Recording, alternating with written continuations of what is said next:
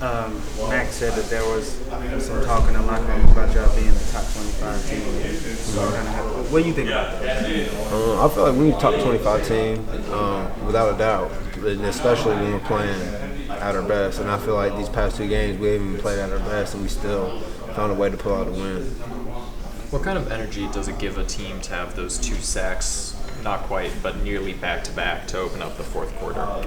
The sacks are the ones that we missed. The sacks? The sacks. Oh, well, yeah, the sacks. I mean, that's great. That gets the crowd into it because I feel like sometimes the crowd's at ease, but if we get a big play, we can get the crowd into it too.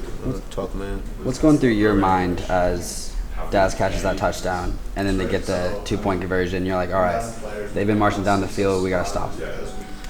Man, we'd go out there one more time, get a stop. That was the only thing going through my head. The offense did their job, so we just had to go out there and do our job. Are you able to do it over and over again at the goal line? I feel like we just have a really good D-line. So when they're going to try to run the ball, I'll take our D-line out of any D-line we got out in the ACC. And, when the DBs and linebackers are rocking and rolling and communicating, I feel like we're really good in the red zone. How do you fix those communication errors you mentioned? We just need to talk more. If a corner sees something on a play and he can see it before, say, the Mike or the Will, or if the safety has a call and the corner sees it before the safety can call it, I feel like we just need to help each other out more instead of just locking in and doing our job. We can communicate a little bit more. How do you avoid having those issues on that last drive as they're trying to tie it or win the game? How do we avoid those issues? Just talking to one another.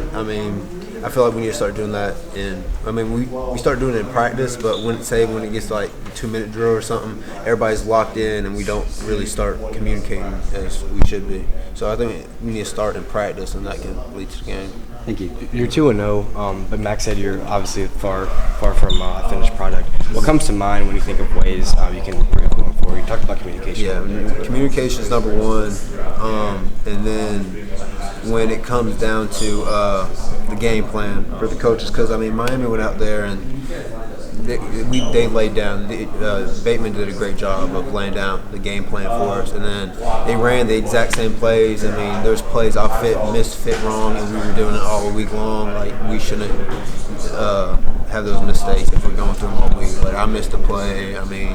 Everybody had a little tweak, and it was nothing that we haven't seen before. It's everything we've seen all week. So if we just practice hard and do the things we've done all week and trust our coaches, I feel like we can be a great defense. You talked a little bit about Bateman, so could you just talk a little bit more about what type of defensive coach he is and like schemes and just kind of like how he puts it all together?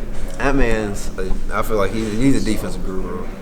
He puts all the good players in the spot where they're going to be successful. And I was like, Trey played nickel the whole year last year, and even in the spring when coaches first got here, he played corner. But when we came into fall camp, he was like, man, like Trey could probably go out there and lock some tall receivers out and be a good lockdown corner for us. And he put Trey out there, and Trey made 2 good plays tonight that saved 2 games. I guess they could be game-saving touchdowns for us. My